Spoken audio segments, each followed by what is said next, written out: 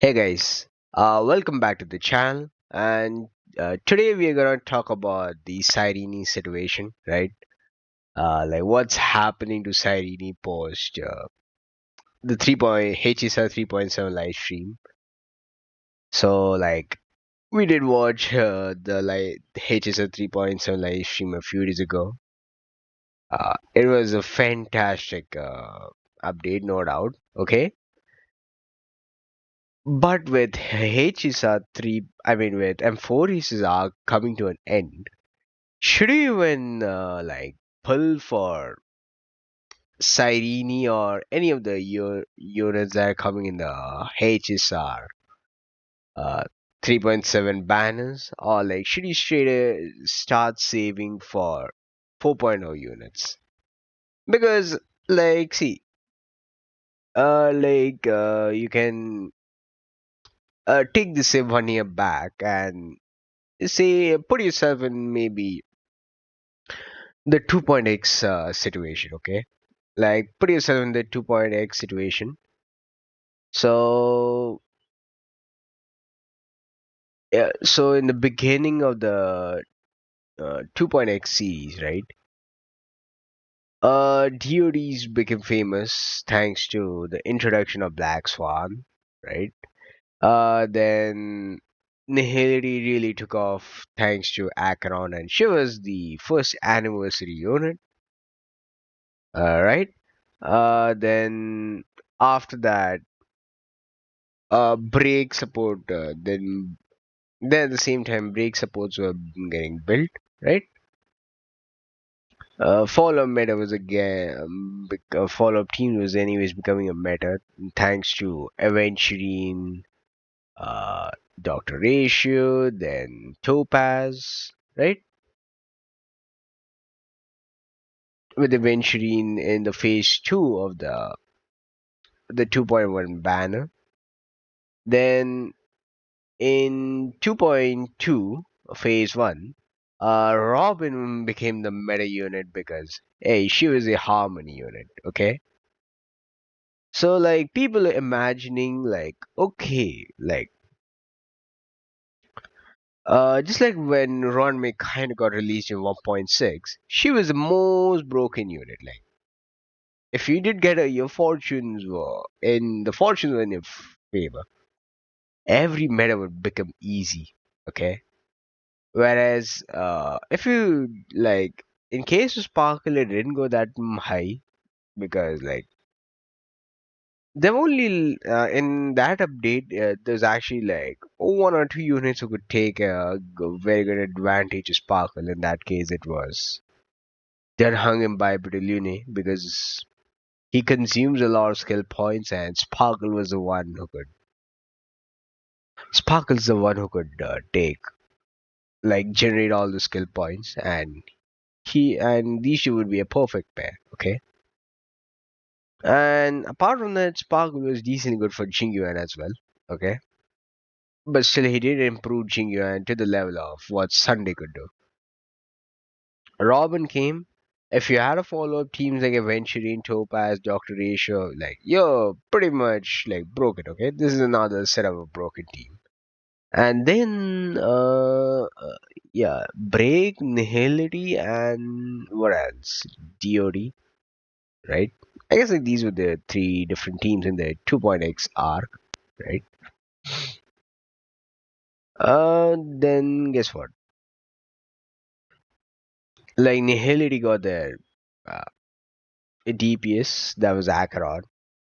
Uh, Break suppose got Boodle or Firefly. So if you did skip Firefly, you got Boodle. But if you did get Firefly, then 2.x was jackpot, okay? But what happened when these units stepped into 3.0? That's it. The meta completely, the environment completely changed. The environment simply changed from what fire and imaginary units to ice and remembrance units. Remembrance units were the newest units in meta, and fire and imaginary units started waning. Like they started to they've they've just become normal. They've just become normal units. They're not as broken as they used to be when they were in the 2.x updates. Similarly, so just like there was Acheron, there was Firefly, yeah, was the poster child for the 2.x meta, right? Similarly, follow up came a little bit late, to be honest. Okay, I mean, Fascia came at a pretty bad time, to be honest. So Fascia was only like what useful for update 2.5. Wait, Firefly came in 2.3. Mm, 2.3. Unity came in 2.4. Yeah, she came in 2.5. Then 2.6 came Rapper, and then 2.7 was the Fugue and Sunday. Okay, okay. So like Fascia was only used like for two updates. After that, like she fell up pretty badly in 3.0. Okay.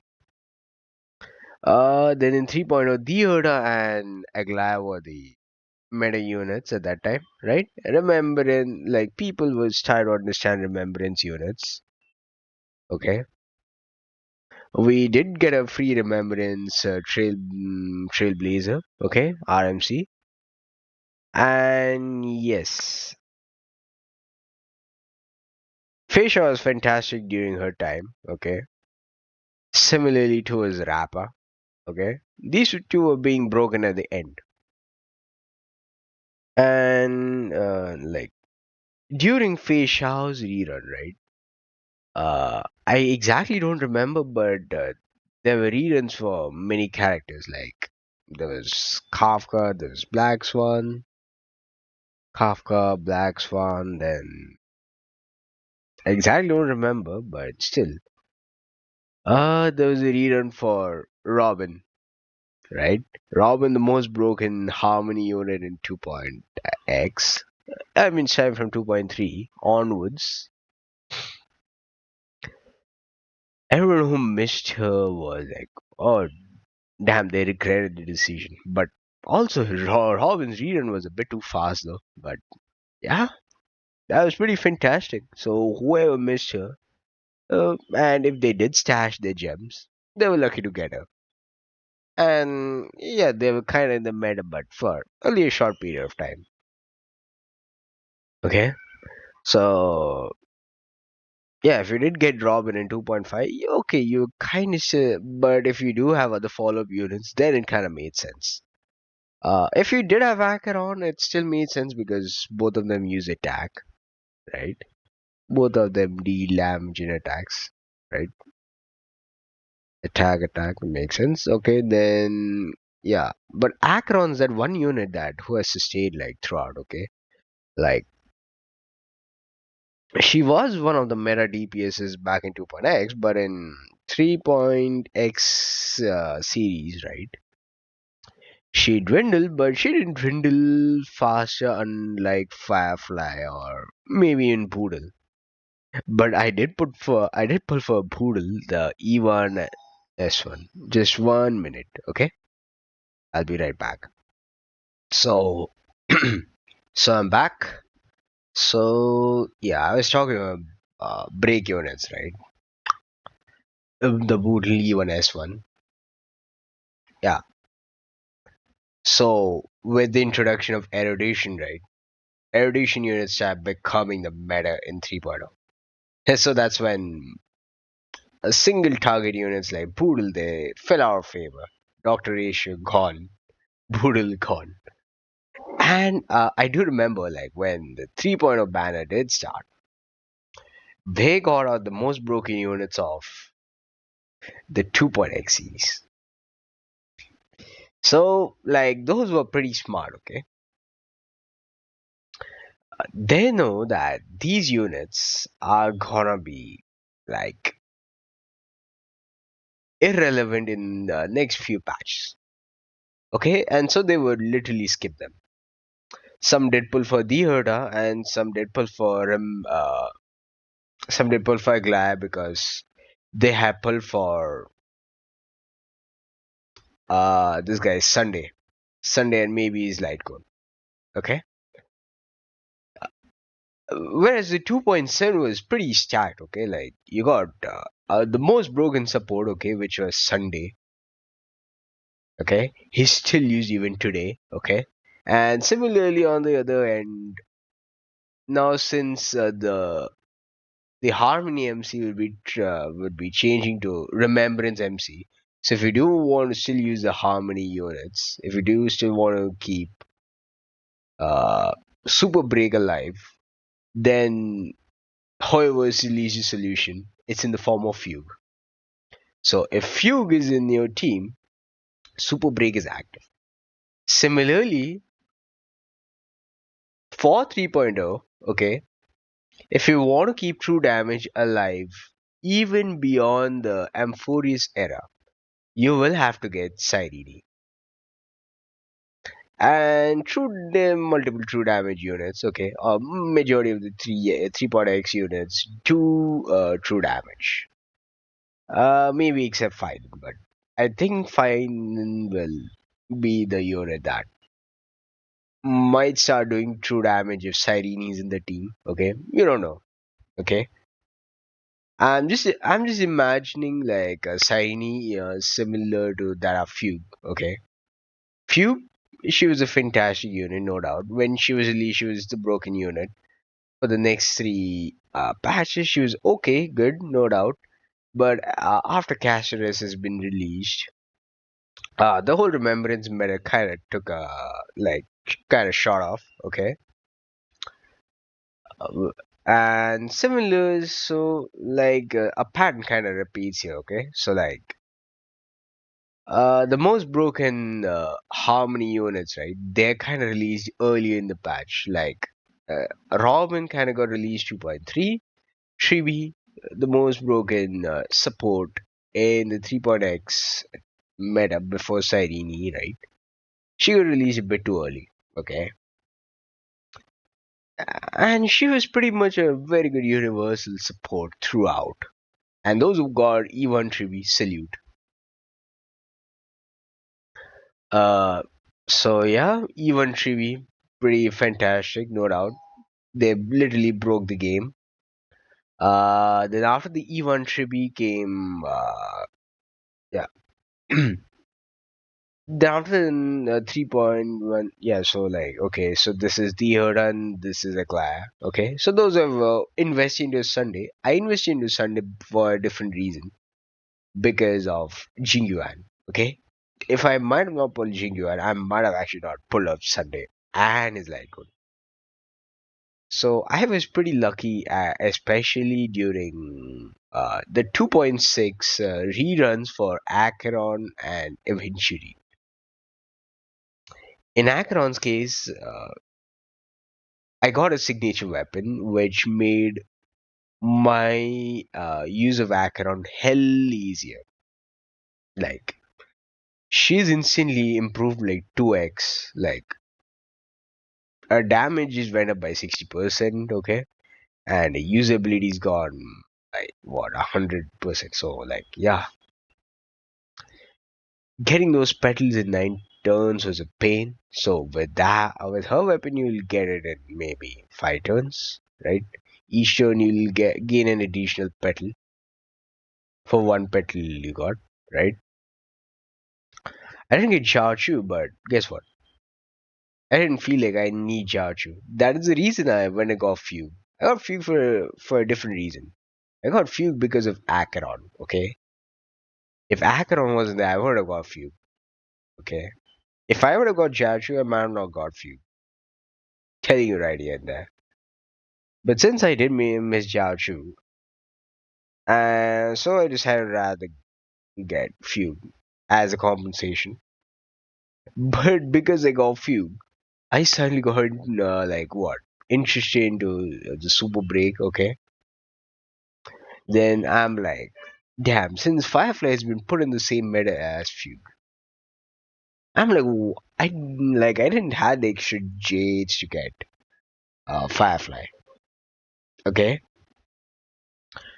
before even getting Fugue and this one, I actually wanted a Venturine. Okay, he was the most broken like preservation unit. I had a Fushuan, I had a Vovo, but eventually with the follow-up teams. I mean, with eventually the follow-up teams would be complete. So that's why I was very much waiting for eventually.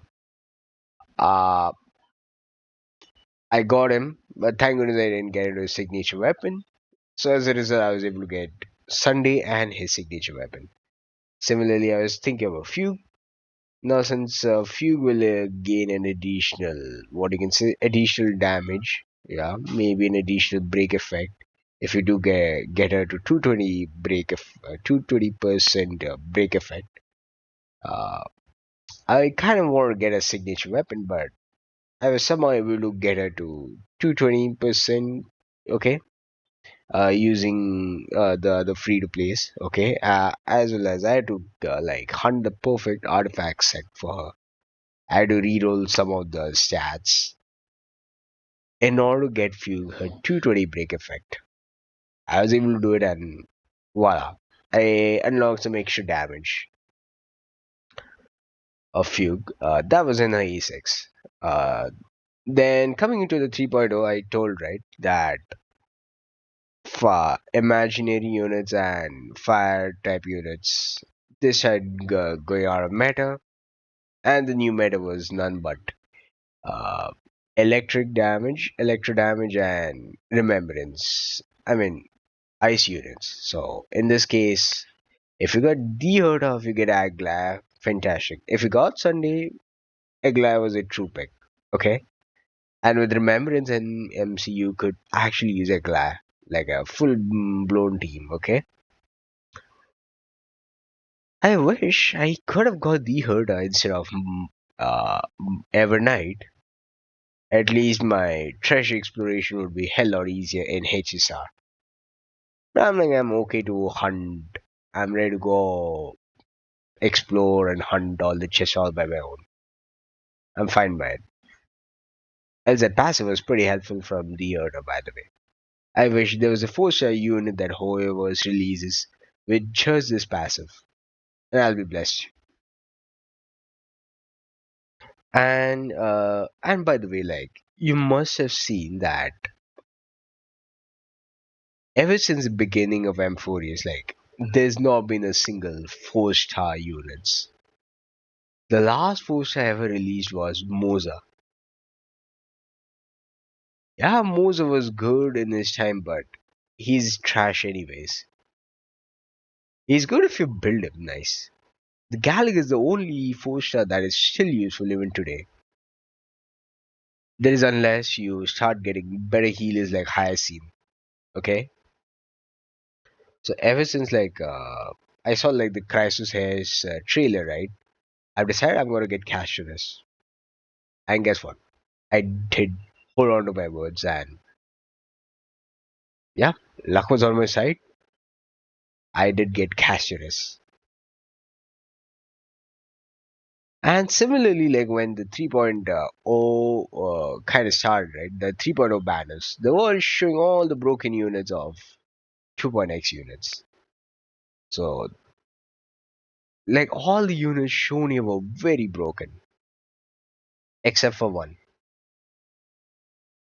That was Silver Wolf, okay?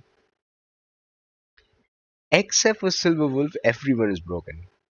The two newest units, Zeota and Aglaia, were broken. Then you got Jade. She's pretty fantastic. She was a very good follow-up unit. Then came Lingsha, the most broken healer at that point of time, until Hyacinth's arrival. Okay. Then Robin. Robin again rerun for the her last time. Okay. Then after Robin did come Boodle. Yeah, Boodle's still a fantastic one unit. And guess what? I actually went and pulled for Boodle because I wanted to complete a break team. Because by the end of 3.0, right? By the end of 3.0, I kind of wanted to, like, I guess, like, by 3.0 or by 2.7, I exactly don't remember. These guys started giving us, like, there's free pills, right? Wait, I'll just show you. Okay. I meant by this one, the Golden Companion Spirit. But I guess like this was given later, maybe during the second anniversary, especially maybe especially during the Caster's banner, right? I thought, yeah, they gave this one, I guess, during the Caster's one. Right, right, right. So I was like, okay, get Boodle. I was very lucky to get his E1 and S1. I got for Boodle. I explored his constellations. Okay. I explored his constellations. Okay. I mean his islands. I saw this. I'm like, oh, that was incredibly broken. Okay. So then I decided to get his constellations. Yeah. I mean his islands in this case.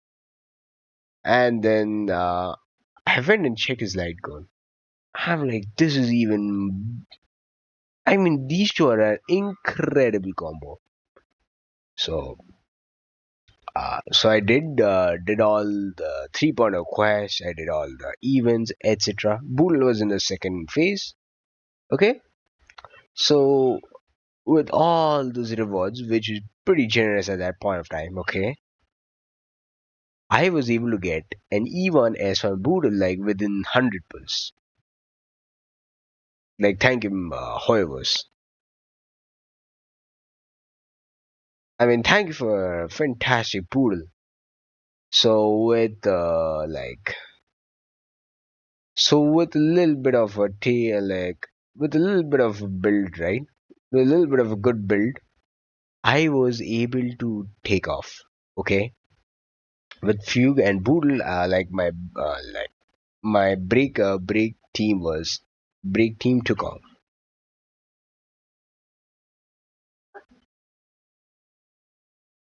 So yep. So the Boodle team took off, and yeah, it was demolishing. Okay, at that very point of time, but later fell down because more units were tuned towards erudition, and Boodle can only deal with single targets. Fugue though did try to eliminate, but he couldn't do it. So so I had to bring in Acheron. Okay, so Acheron, Fugue, Boodle were the best combos. So then coming into the next patch, Chibi got released. Chibi was touted as the next Robin, and they were actually right. Okay, Chibi was basically the Robin, but for the 3.x updates. And guess what? Every unit released after the 3.1 updates, they were tuned in perfectly in sync with Chibi. Chibi though is an attack like unit, right? Like she deals damage in attack percent, right? She still paired well with Caceres, all because of her ultimate. And E1 Chibi like breaks the game even much higher. Okay,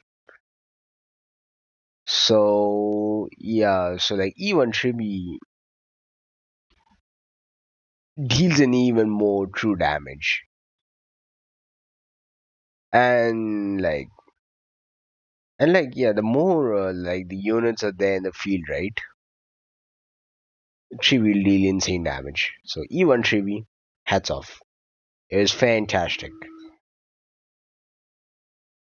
Now, yeah, so if you did get trivia like what at a beginner like at an initial banner, fantastic. You're kind of setting up your 3.x like you're setting up your account, you're tuning your account to 3.x requirements. At that time, it was pretty damn important, okay? So those who have wasted your gems at 3.0, right? Remember? They all suffered pretty bad. Like those in 3.0 got the 2.x units. They suffered pretty bad. Except whales, okay? Free to pay units, spending on 2.x units, they suffered pretty badly. So like guess what? So they had to skip on Trippy, which is pretty painful, okay? They got Robin. Robin was pretty nice. Robin's pretty good for the follow-up units, right? Treevee was pretty good for like the 3.x units. Okay. Mighty was pretty nice. He was touted as a pretty strong unit, no doubt, right? Mighty was touted as a pretty strong unit, no doubt.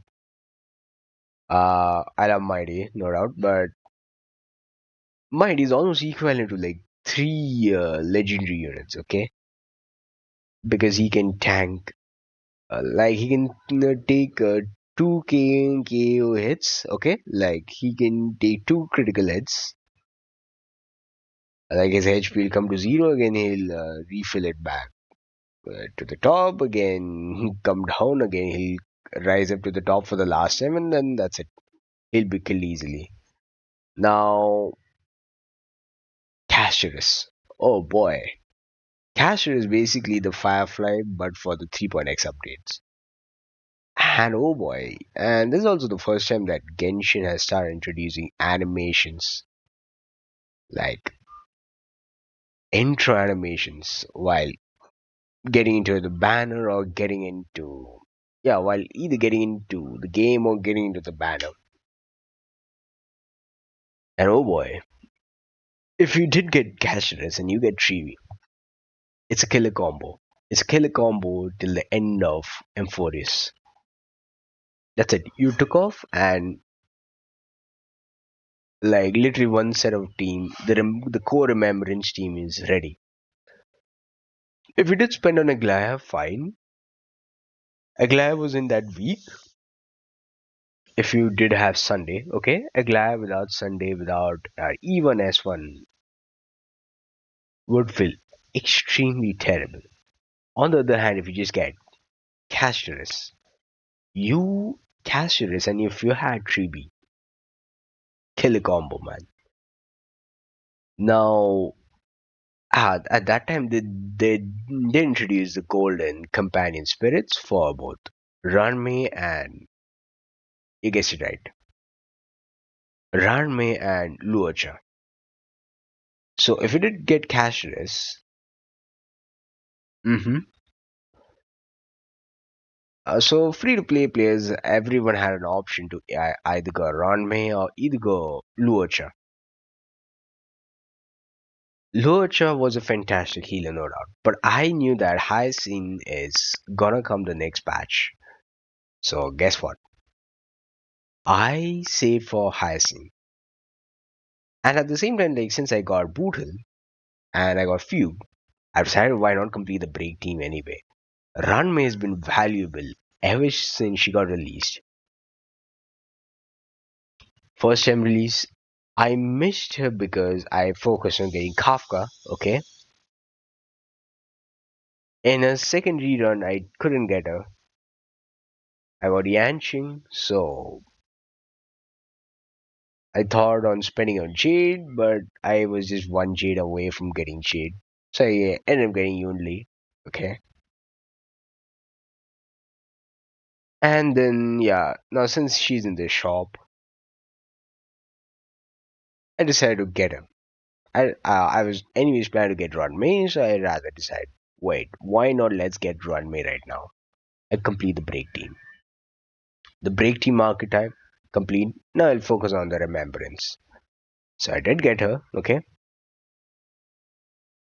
Then I had Gallagher at that time. So Gallagher was literally carrying my cashless at that point of time. Then coming to version 3.3, Hyacinth came, and guess what? What I imagined Lingsha was Hyacinth is even next level. If there was a tier list for like healers from level 1 to 10, with 10 being the top.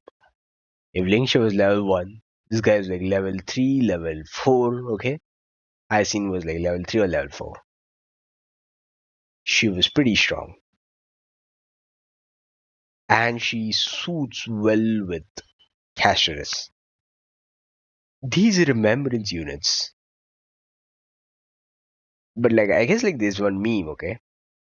Like I think I'll put here itself. Okay, like remembrance units, but uh Casheris like remembrance destruction.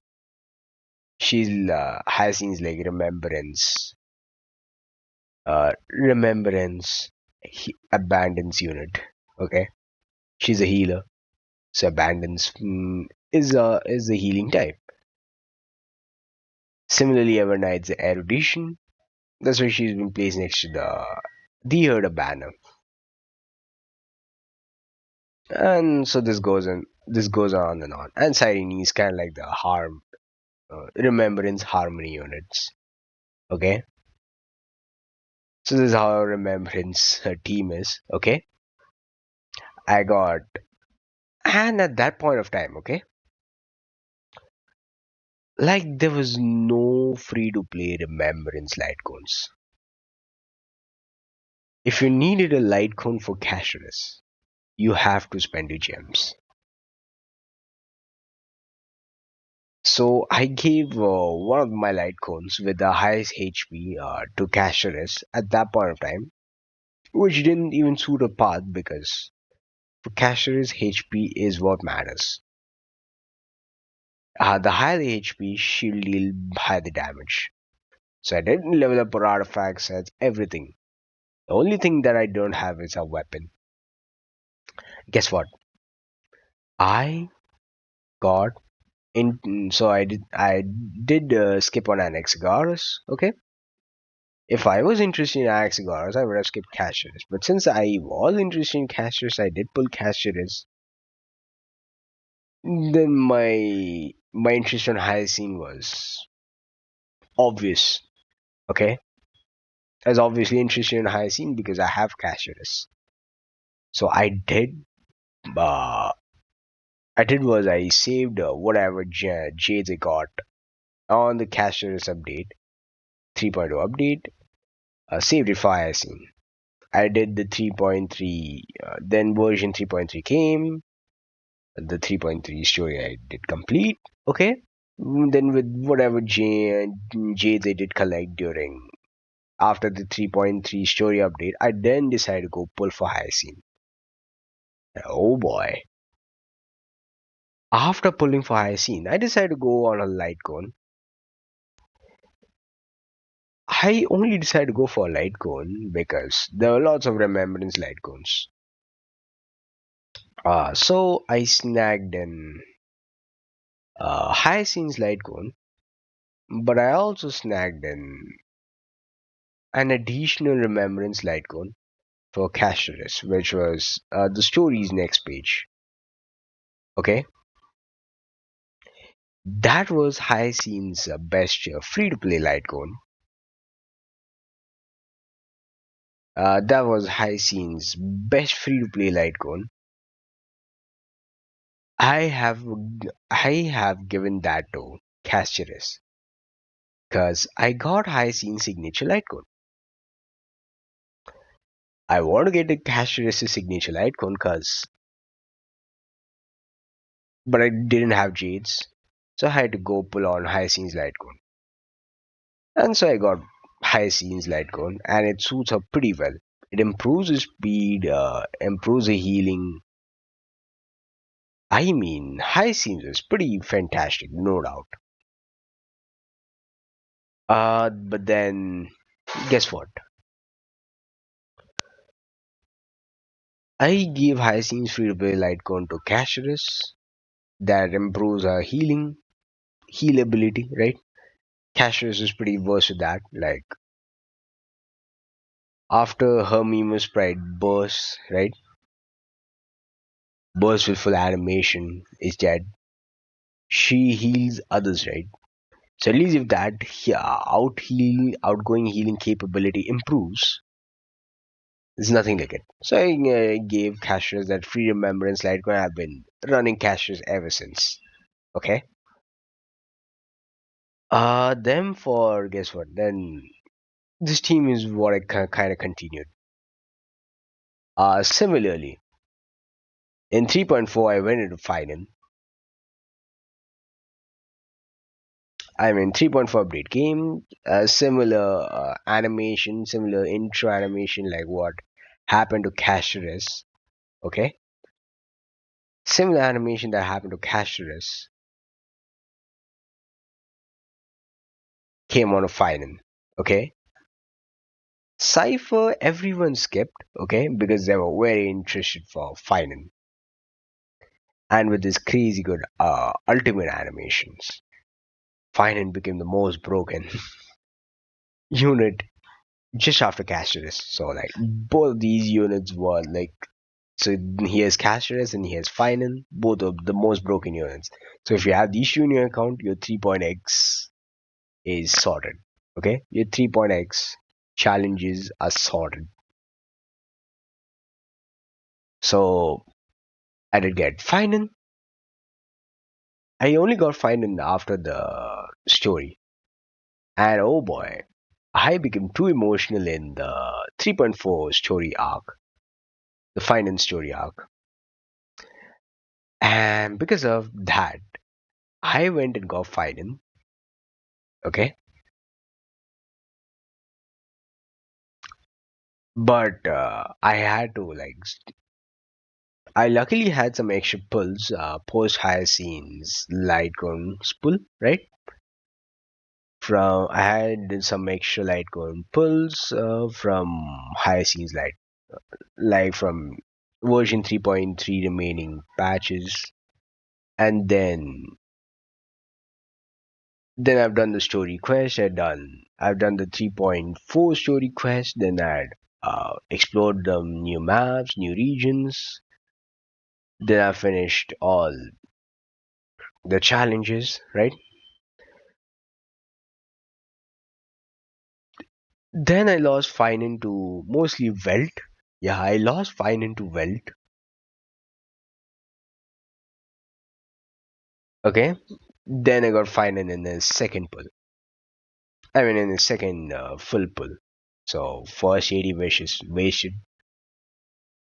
Similar, similar case for his. A similar case went for fine and signature icon. So yeah, I got fine and I got his. Similarly, like I just got fine after losing to Welt. I mean, I did pull fine like in 140 pulls. Okay, pretty sad, but I did. Similarly, I got his signature light cone after like how much? 85? No, 85 or 90 pulls. Like I don't remember exactly, but it's somewhere around that. I mean, it was painful, but it was painful getting finance, finance and his signature light cone. But in the end, it was worth it because finance became hell lot usable. Then I'm like, Finan is like all in one. I'm like, he just needs a healer. No, he doesn't need a healer. He needs a shielder, and he just needs someone who could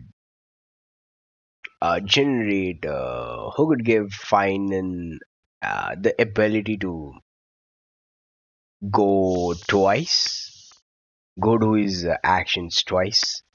be it in his skill points or be it in his ultimate animation form. And that unit was none but Saridra. Okay? But after Saridra, right? Like, yeah, that's what like Saridra came like a three patches later, right? After three phases, after finance patch. So after getting finance, I'm like, oh boy, I'm satisfied. I don't care whatever unit comes after this. But unfortunately, I was wrong. We did learn a lot about Heidi's Alicia during finance story quest. Yeah, and we learn about Cyrene. And I'm like since these guys are the finest generations, Finan and Cyrene, why not get both of them now? So I got Finan. I wanted to get, you guessed it right. I wanted to get, hmm, I wanted to get Cyrene as well. I want to get Finan's best support, which is Saridra. Okay, so then I decided like save all my J's till Ceridra's banner comes out. So yep, the whole 3.4 I did save. I mean phase two because it was like just 5 minutes before the fine and banner ended. One day or 5 minutes, I don't remember exactly, but not even 5 minutes. Sorry, 15 minutes before finance banners ended, I got finance signature weapon. I mean, I was this close to losing finance signature weapon. I was this close to missing it by 15 minutes. I mean, I was pretty lucky. I mean, lucky in the sense what I grinded the whole game just so that I get finance signature weapon. After that, I built finance like the greatest monster ever. Okay, and he just demolished the game one after another. But if I did new find there's gonna be a cat like finance maybe in 3.4, right? I would have actually put for Yunli. Or maybe for even that matter, Moodle. I loved him just because of his incredible destruction capabilities. So then came High Sealants. Then came the High Sealants 3.6 with the High Sealants and Ceridra's banner. I was more interested in the phase 2, which is Ceridra, right? High Sealants, I love the story. I love the version 3.6, version 3.5 story. Absolutely fantastic, no doubt. I learned a lot about Ligas. Ligas was insane, pretty good. This is also here when the M4 is arc started to change for good. Ligas thought he was in control, but at the end, it was Cyrene who put him on a loop, just like when the gods have put Emphorians on a loop, especially Finan, right?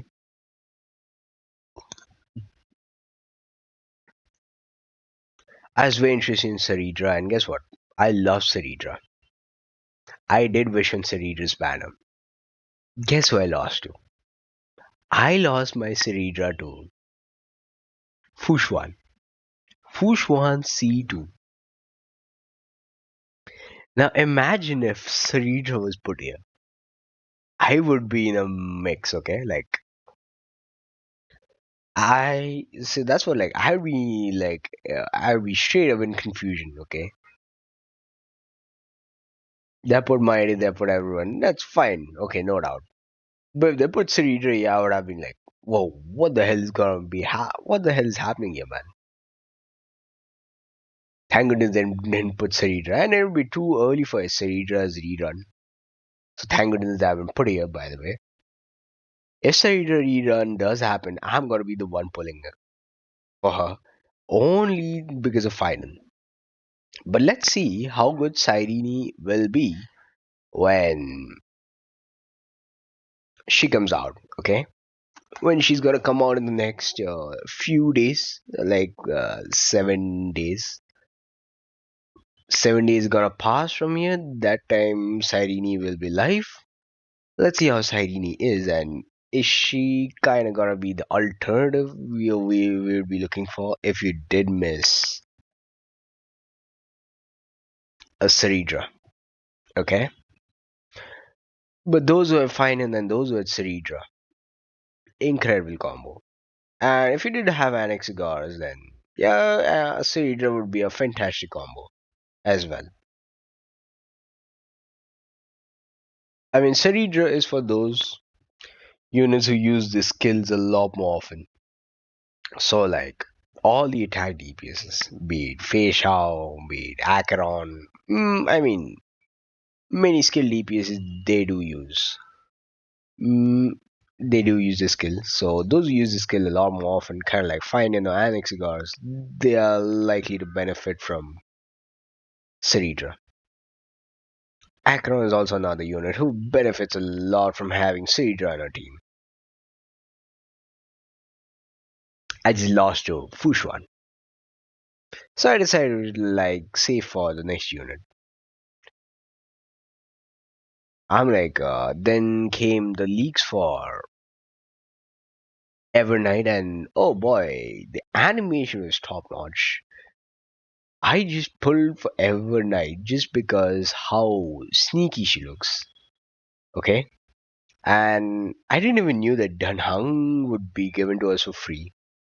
Okay, I was not interested in Dunhung until whoever's announced that he's gonna be given to us for free. Thank you, whoever's, for giving Dunhung Permanency Terrain for free, and guess what? I'm loving it. And he just made finance teams are way better.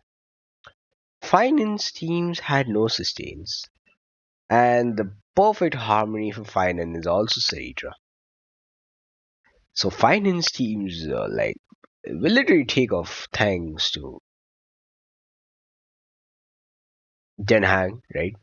But Denhang, yes, you know to get his light cone, his signature light cone. Hope they release light cone for Dunhang. I thought they would release Dunhang's light cone in the upcoming patch. But unfortunately, they released Remembrance light cones. The lack of free Remembrance light cones is also a problem. However, solved it, but a bit too late. Okay, so you're getting a free light cone. Congratulations, you can at least use it on your Remembrance units. Okay, but I bet if you did pull for other Remembrance units, then you would have got one or the other one. You have got something or the other one, just like I got when I pulled for Hyacinth. Okay,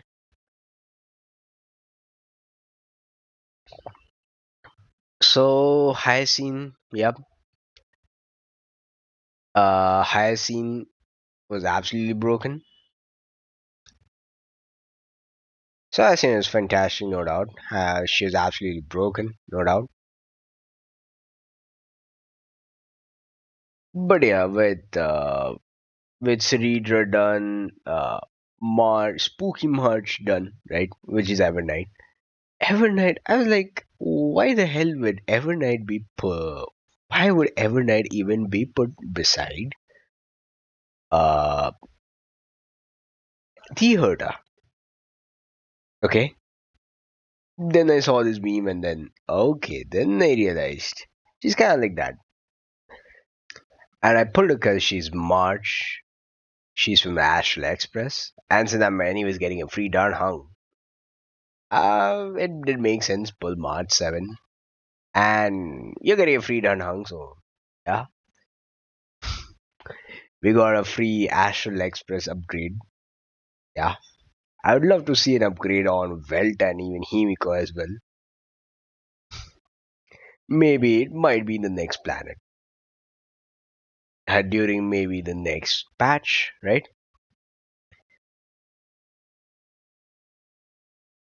I mean, I love this Dunhung, right?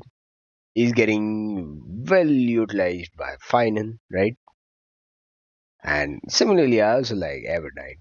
No doubt she was fantastic and spooky. Now, guess what? Like, now, out of all the 12 Crisis hairs, like, wait, out of all 14 Crisis hairs, like, including, exclude the RMC and exclude Cyrene, right? Cyrene will give uh, Crisis hair related buffs to all the Crisis hairs. So, if you did get a unit from 3.0, they're all Crisis hairs, right? All of them are Crisis hairs, and they'll give them related buffs. They'll give them unit specific buffs. So, so yeah, right now there's been a lot of beta testing. So, before we even get into it, okay, right now the meta is anyways tuned towards March and obviously Dunhang per man city. But as you might have seen in my MOC, right? The recent MOC video I recently released, right? It's anyways been tuned towards March and MOC. Just wait a few months and then you will see like how good these units are in actual. Okay. So so yeah, before even I even get into Cyrene, just be careful who you spend on. Now, similar to 3.0, you're gonna be seeing the 3.6 ban and you'll be like, oh damn, I gotta pull all these units. That's what Hoyoverse literally wants you to do. Whenever a character reruns, okay, remember a character when initially released, broken, the challenge will be tuned to this character. After a few set patches, they will be done, they'll be done. Harmonies, see, DPSs stays for either one whole, like a whole patch, like you can say 2.x, 3.x, or they will stay for like three versions. Okay, a Harmony on the other hand stays for two full updates, like two full update cycles, 2 full years. So like Ron is still useful even today.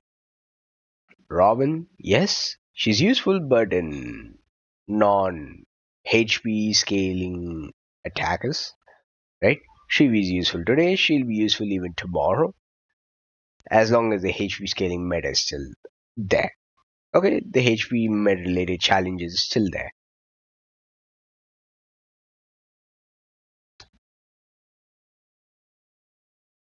So remember what happened to 3.0 units, right? Like those who have pulled those free to plays who have pulled for 2.x units, they literally regretted the decision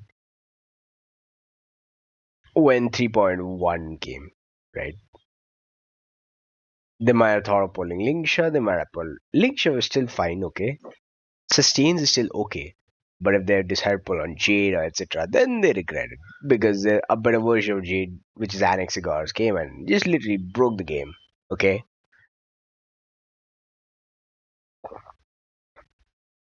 Here,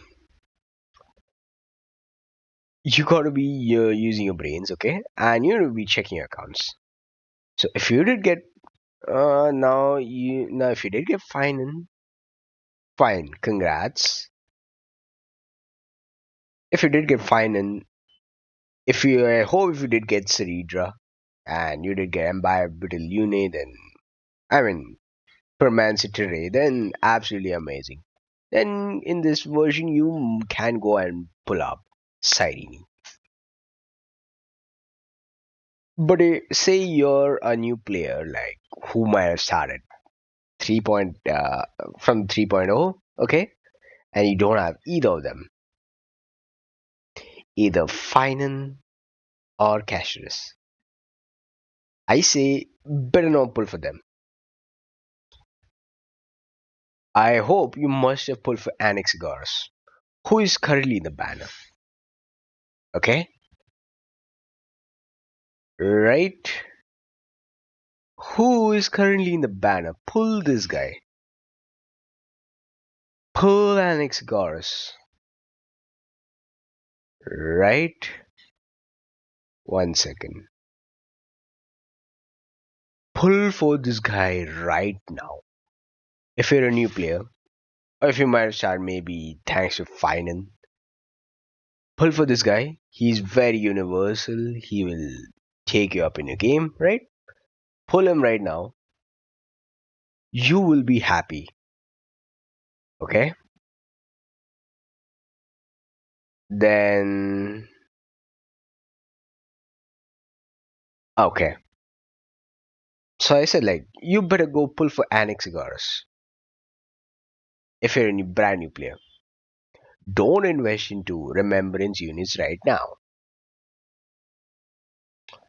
If you want to pull someone from this patch, like if you're a new player, like if you did pull for Anaxagoras this patch, or maybe the earlier patch, then pull for Tribi, okay?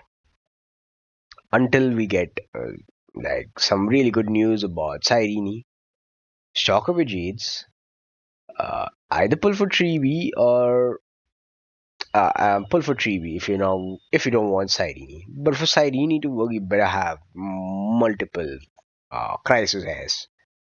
Okay. High scene is a very good sustain. So yeah, whether you have so yeah, if you do have a lack of sustains, don't pull Locha. Locha is fine. He will take you to the game, take you through the game comfortably. But if you want to be broken, Locha will do it for now, but he won't be able to do it in the future. I bet Gallagher does better healing than Luocha. Okay, Gallagher does the job, but he's free and he can be E6'd easily. So you can get Hyacinth. Okay, Hyacinth will be a very good sustain. She's a fantastic sustain. She's a sustain and she will sustain for you for like 2 years. So this is kind of like a 6 month mid cycle, right? Like 6 month cycle, right? So you can think of getting Hyacinth. Cashes, don't even think of getting her now. Final. Okay, if you did pull for Ceridra, you have Permanence Raid, then you can think of getting Final. If you do have these two units. Okay? My day, please skip him. Cypher, please skip him. Skip my day, skip Cypher. Totally. You'll thank yourself. Okay? You'll thank me, you'll thank yourself. Okay? So the units I want you to kind of pull are like how much? 7.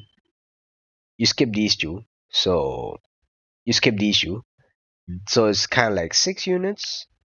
So out of 6, until the Cyrene situation is kind of getting all right, don't pull for Cyrene. Just wait till her banner is live. You test it, and then you can take a decision. So Cyrene for okay. So until Cyrene is done. So Cyrene maybe in the last one now.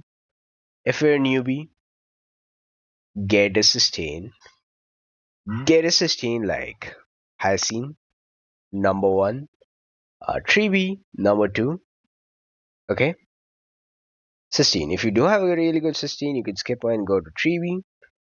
Now, when you get, then after 3B, then come to Finan. Okay, but the thing is, Finan needs a signature light cone. Else, the free to play destruction of the 5-star light cone from the Herder shop will also suffice. Okay.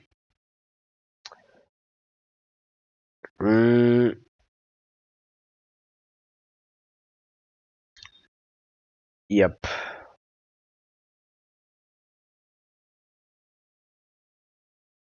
So yeah, do you see then who is the fourth one? Castoress. Castoress, she is a good DPS now, but maybe next two patches later, like 3.7 should be fine, 3.8 fine, but the moment she gets into 4.0, she will not be as strong as she is right now. So, guess what? Like, Castoress is strong right now for another two patches later. After that, the meta is gonna change. I don't know what will change too, but I can say defense will come. The defense will come. Might be the next, might be the next units, right? Because defense or shield is maybe the next ones. You don't know because we've recently seen a flurry of shielders. Okay, like we have Aventurine, a fantastic shielder now with him with permanency given to us for free. Another one, right? Then Dahlia. So after the M4's arc is so after the M4's arc is gonna end, we'll go back to Paniconi and this time we'll see Dahlia. And Dahlia is a fire and preservation unit. Very much similar to the fire preservation DP, I mean MC. Okay? Fire MC. Preservation MC, right? So then guess what? Like and since she's from the IPC, so the follow-up teams will might be back only for a temporary amount of time. And that's also the reason they are giving Topaz. Yes, they're giving Topaz as an additional character. So, yeah, don't pick up Topaz, okay? You have your free March 7 to build. You'll get all Idolins through the event, right? Through the main 2.4 event, version 2.4 event, right? You'll train her with Yunli and that's it. You get you get a Topaz alternative for free. So rather like if you're not sure what to do, if you have run me E1, then consider holding it, right? Those golden companion spirits are not gonna vanish anytime. So there's no limited time on those companion spirits. So you can hold them as long as you want. But if you're a new player then consider pulling for Ranmei. And if you do have Ranmei then pull Ranmei E1, which I will do when I do get a companion spirit. Okay? Which I might do because Run Me Easy one is very nice, no doubt. Kind of like a 3V's E1, but that's a different uh, thing altogether. Then, yeah, Tribi, Castorus, Hyacinth, Cyrene, Cyrene, Finan, these, and this. Okay, Finan, Mighty, and Cypher. Okay,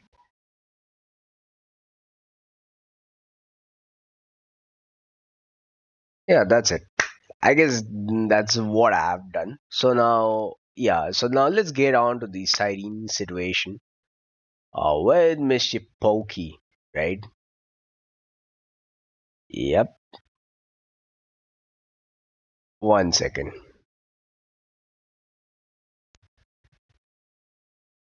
So let's get on to the Cyrene situation. Hope so it's visible.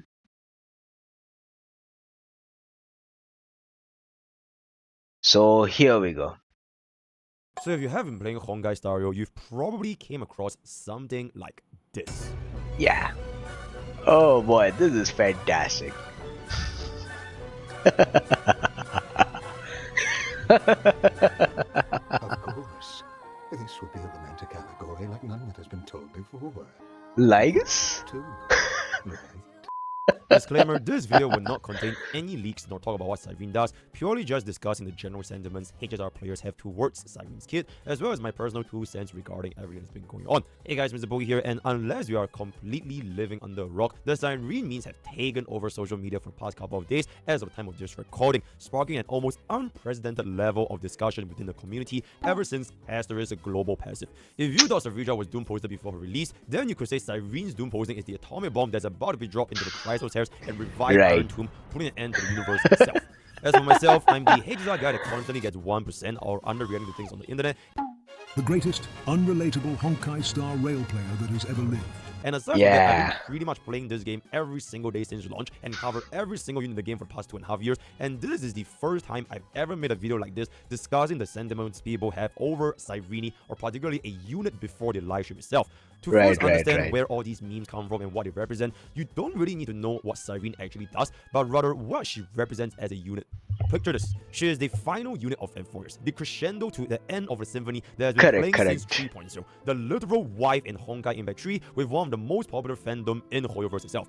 To say that Cyrene has an unprecedented level of hype is an understatement, because Hoyo has never hyped out a unit this long until its official release, especially with Enforcers being HSR's longest story, both version-wise as well as length-wise. Players has been expecting a literal god to descend Enforcers and completely shatter the meta and bend everything around to existence, similar to how Teep as well as E1 Teep or Hyacinth's impact has been, except Cyrene might not be living up to that expectation. So how exactly did this happen in the first place? And here's exactly where the problem lies: expectations. People have been expecting a lot out of Cyrene because, let's be real, the amount of story, lore, character, ties with the Honkai IP, and hints that she will literally change everything keep your expectations grounded. This is partly seen from HSR meta being slightly shaped around the flavor of the MSQ, looking at Akron and Firefly back in version 2, and now the Casterfish squad in version 3. Cyrene, to put it into rough terms, have been expected to be the unit that completely elevates every single Chrysoteres to the next level, because she's pretty much like the Mavueka of Netland, except it's gonna be for Enforcers. This doesn't have anything to do with meta or power creep or HP inflation. It is simply because she is Cyrene, plain and simple. If there is a single unit in the entire Enforcers arc that can and should be the one that power creeps everyone on the roster, it must be Cyrene. If no other units are gonna make it past 1 year, Cyrene has to be the universal support that has infinite shelf life. If I'm committing into any version 3 DPS and any vertical investment, Cyrene must be the one to take them to the next level into version 4, just like how Sunday brought so many of the older units into version 3. Except players are realizing she might not be what they expected in the first place. You know what they say, the higher the expectations, the higher the disappointment. And again, I'm not covering leakers here, but Cyrene is probably not as what people expected, which in turn made people lead to all of these posts saying that she's literally unplayable, the worst support, the first mass skip unit in HSR history. Worst of all, people are saying the only fix to Cyrene's entire kit is to pull for her by E1 Tribi, and Hoyogri has essentially ruined my waifu. Now, for context, I've never personally played with Cyrene myself, so I will not say if their opinions are valid or invalid, but again, that's not the main point. The main point is, regardless if Cyrene is truly deserving of getting doom posted or if she's overhated, this still led to a situation where we have today, with hundreds if not thousands of Cyrene memes flooding social media, essentially making her one of, if not the most doom posted unit in HSR history, having millions of views in Cyrene main subreddit literally begging CN players to complain and voice up, hoping that she can receive any changes before the live version. And even taking a look at Bilibili, the voices are also starting to rise up from the CN community as well. So in summary, the majority of HSR's community opinion over Cyrene is rather negative, to say the least, and this is the part where I come in. So to tackle this question, is this fair? And let's just get down to the uncomfortable truth. Gacha players are driven by emotion, not by logic. Cyrene as a unit being broken on mid, as well as the overall responses players have. Yep. That is why you better use your brains if you play these kind of games, okay? Let's get back into his video, man. It's pretty funny. It's all strategy, man. It's ultimately the representation of how HSR players perceive meta in their own biases. Plain and simple. You cannot objectively say there is no bias for Cyrene compared to other units and Enforcers, because her entire character development has been written with that much more effort and depth to everyone else. To say that you have no bias for Cyrene would either mean you skip the story and have no idea who is Eliza and Honkai Impact 3, or you're simply lying. But the best part is, that is completely fine. It is completely fine to show bias for certain units, because this is a gacha game we're playing at the end of the day. It is completely fine to expect the unit that you have seen being written as your favorite favorite fictional character being strong in the meta itself. And at the end of the day, some units will get more development than others because some are side characters and some are main characters. It is what it is. It's like expecting someone to have the same level of bias for Gojo and this guy from Kyoto class be like, who is bro? The devs have written a story and grabbed your attention and interest for a specific unit more than others, and in this case, Cyrene. So can you imagine if Jujutsu Kaisen has a gacha game and they release Gojo as a side grade to bro over here? People will understandably be upset and expect better performances from the man that's been hyped up in the entire series. On the flip side, I doubt there will be as many people betting high if the situation was reversed and bro was the one that isn't performing as well or even worse than Gojo. So imagine if the roles were reversed by an HSR perspective and Cyrene was released with the exact same kit as like Tribute or any other support, while Tribute was swapped over to whatever she has right now. Chances are the community and the memes generated will not be anywhere near this level, likely around the same caliber as Ceredra before she got launched, which also received her fair amount of Doom posting. Which, speaking of, looking at where that turned out now for Ceredra, her performance is actually a lot better than what the Doom posters have been saying.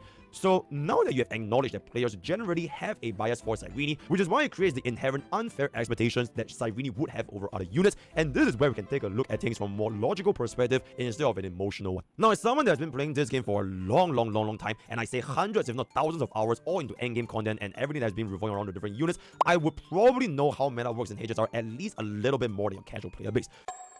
So for context, I have my own account with every single unit with good vertical investments, and I have a free-to-play account that's been cooking pretty well since the start of Euphorius, so my thoughts and consensus about pooling decisions and vertical investments have a pretty long horizon for both free-to-plays as well as spending players even beyond version 3. So from this part on, I am no longer viewing Cyrene as a big Aboba mini Y Honkai Battery Eliza Sim. I'm simply looking at Cyrene just like any other unit, basing purely on her performance and what she brings to the team, plain and simple. With regards to Cyrene's actual kit, again, this video has no leaks at all whatsoever, so please wait until her early access video in the future, but it'll be just purely my analysis on how Hoyo has been doing their banners for the past 2.5 years. Cyrene as the final Chrysos heir and the unit in our 1-year Euphorius cinema marks the end to our Flame Chase journey and Era Nova as a whole. Since the next update has been definitively revealed to be going back to Penacony, as well as Daria at Town Colony has also been revealed, you could say Cyrene is the final installment for the Chrysos heirs since everyone has pretty much been revealed at this point. And this brings me to the most important question I would ask myself as a player. Remember when Sunday and Fugue released back in version 2.7 before version 3? Who do you think Cyrene is going to be? Sunday or Fugue? And whichever answer is going to be, is it a good or a bad thing? Now, the reason why I want to ask this Sunday or Fugue question is because if you have been paying attention to the HSR banners ever since the start of the game, they have been kind of following the same cycle every single version, but each to their different flares. Version 1 was the start of the game, so it's very broad. Players are basically just teaming the toes, and Ranmei was a universal support in version 1.6 that pivoted extremely well into version 2 and even until version 3. Version 2 ended with Fugue and Sunday, with Fugue improving the flare of the version 2 units that were super big, and Sunday improving pretty much every single crit DPS, and even more units in version 3 like Aglaia, Anexa, as well as Mighty. Now that version 3 is coming to an end with Cyrene being the final unit in Euphorius, then the whole cycle is most likely going to be repeating itself again. Now, even though we do have a 3.8 patch, which is technically the last batch of this entire version, Euphorius as a whole has pretty much ended with Cyrene, just like how Penacony ended with Sunday and Fugue, and Space Station ending with Ranmei. So here is the thing. If Cyrene is going to be a Sunday, this means that she can make all of our older units, especially those before version 3, even stronger to match up going into the upcoming version 4. This means that she has the potential to bridge a gap closer to version 4, just like how Sunday bridged a gap for so many older DPSs into our current version. If Cyrene is however going to be a Fugue, this means that she will add a greater power spike to the flare of the current version, which is version 3 for Castries and her friends, but the drawback is that the most shield version archetype in this current patch is also going to be the one that falls the hardest in future version, just like how you can see Super Break fell the hardest out of every single version 2. So at this point you might be wondering, if Cyrene is going to be a Sunday, she will probably be way better in terms of value and longevity because she's a universal support and lasts longer. Well, actually, not exactly the case. Even though Fugue and Super Break as a whole has fell off the most important thing to note is this.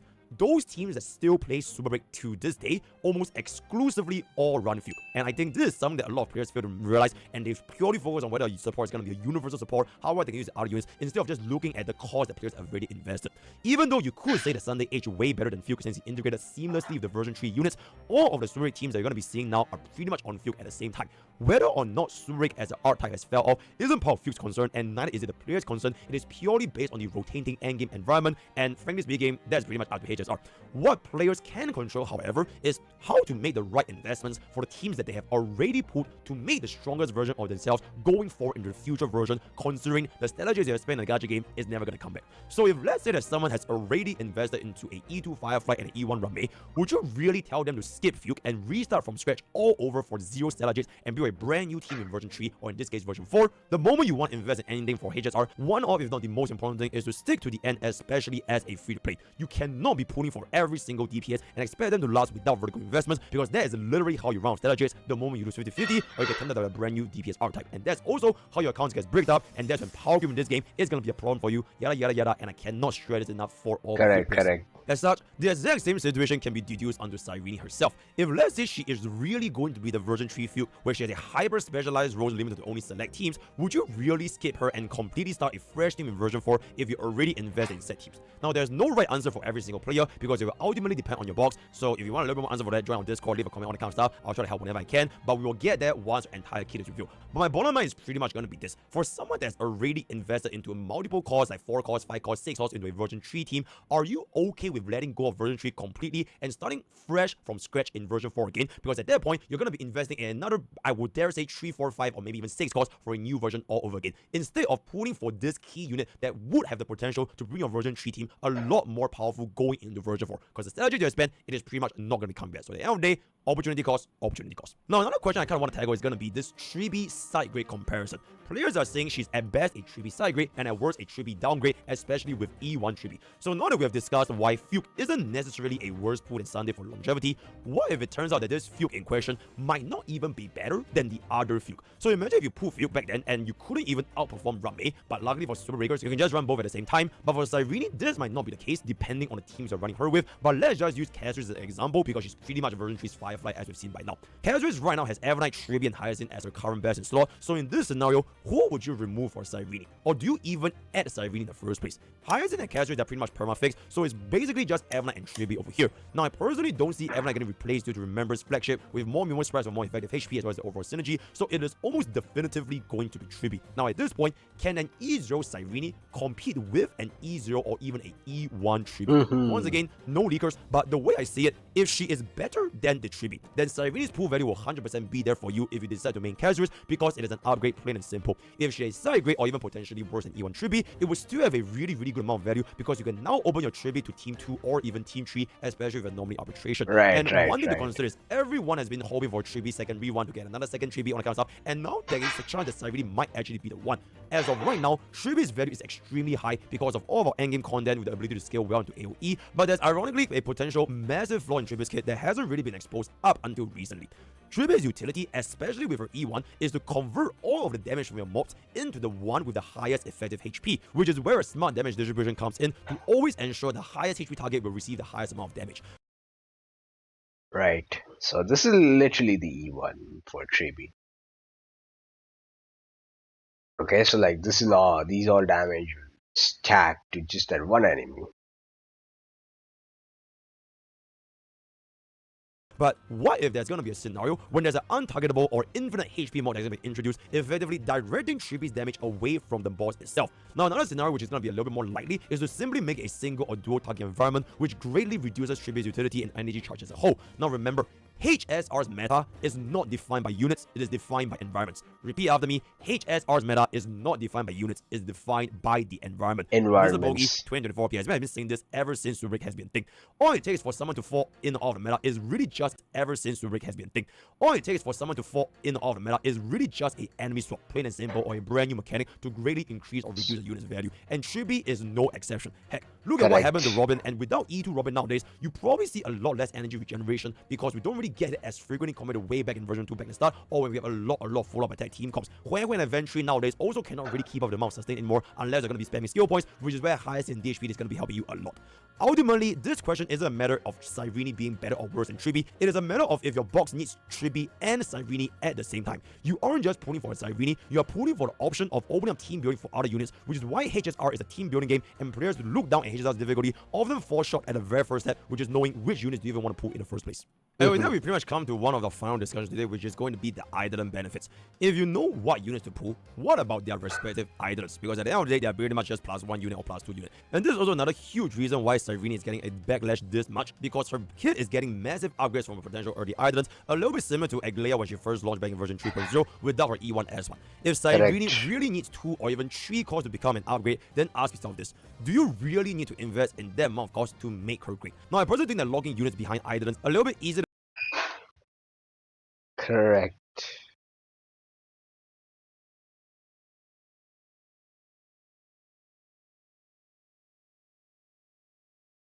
Hmm. to put, especially for my free play account, because it's a little bit like an all or nothing scenario, or basically a high stakes poker. If you can't even afford an entry fee, then is it really worth it for you to risk that much? Because at the end of the day, gacha games, they are not stock markets, because you can never earn money the longer you hold on to your strategies or have more items. Correct. You decide if you can commit that many costs in order to truly make a team pop off, and even then, the question is how long. I've been a firm advocate for putting idleness and light consumer as a free to play, because it's far better long term to have limited units with high investments than a white card with close to no vertical investment. But of course, I play with min-max on my mind. If let's just say Cyrene is going to be an E2 baseline benchmark to even perform and compete with the units that we have right now, I will first ask, how much is she going to be bringing at that level of investment? And secondly, how long will she remain relevant at that number of costs? Generally speaking, I wouldn't want to allocate too many costs for DPS, because they have the hardest time pivoting to a different team. So if Cyrene should end up being a support with a good potential of carrying my team confidently into version 4, then I would say that 3 costs on a, let's just say, E2 Cyrene will be well worth over, let's just say, an E0 Phanon, E0 Saber, and whatever first 4.0 E0 unit is going to be. If HSR is going to be locking a massive power upgrade behind the units E2, yep, we can all acknowledge gacha companies are being very, very good over here. It is what it is. I never knew, oh my goodness. But it is a far more important thing as a player to see if the environment is shifting alongside with the E2 power spike. It is less so comparing if Cyrene needs E2 to work, but more so if her E2 is worth it, considering we have 2 costs potentially allocated into 2 version 4 units. And again, it's ultimately dependent on your account and what you have. Now, the biggest concern with this entire allocating into E2 Cyrene, already go that much with Cyrene, is that, like I mentioned just now, if Cyrene is going to end up being a fuke, it means that vertical investment for Cyrene is probably going to be limited into the entire Chrysos hair archetype as a whole, and that is going to be version 3 units exclusively. Unless we ever go back and forth again in a version 4, a version 4.8, or maybe a version 5.8, whatever it's going to be, it's very, very unlikely that we're going to be seeing new Chrysos hair added into the edition, which can allow Cyrene pivot a little bit better compared to others. So, for example, if we're going to be releasing like a additional Nihility DPS or brand new DOT DPS, it's going to be easier for your relevant supports to pivot as well. But for Cyrene, because her pool of DPS is pretty much always fixed, you can see it from past performances. If a DPS is going to be remaining the same throughout time, then eventually there might just be a DPS that does something even better with an even better support. Case in point, Jing Yuan as well as Babin, right? Jing Yuan with Babin was very, very good, especially with Sunday. Sunday will probably Jing Yuan, but eventually there's an even better Jing Yuan coming out, and that's going to be Aglia, which also just so happen to yoink your Sunday and Babin away, leaving Jing Yuan back in the dust. So if Cyrene is going to be a support that's going to be catering exclusively to version 3 units, could there be another DPS that could allow Cyrene to pivot into a future team again while leaving behind older DPSs? This is ultimately also at the end of the day going to be depending on the developers. I don't really know how it's going to be the case, because, you know, as we've seen it, Chrysos has pretty much come to the end of the journey, which is why one of the concerns of players as well is how can Cyrene pivot for future versions. So with that, I've pretty much come to the end of the entire Cyrene situation explained, as well as my 2 cents going forward. I'm very, very open to discussion. Let me know what you guys in the comments below, because I think this is an extremely, extremely interesting topic. As a whole, I really want to look forward to see what our kids actually going to entail from the live stream as well as early access server. So stay tuned for that. And until then, I think this entire thing is just being, you know. That's it. So I literally just saw what this guy even explained, right? The Cyrene situation. So, like, let's do one thing. Let's also listen to his opinions on his, like, on the 3.6 pulls, but in the next videos. So, meanwhile, you could do is like, comment, and subscribe to this channel for more HSR content. And with this, I'll see you in the next video. Goodbye.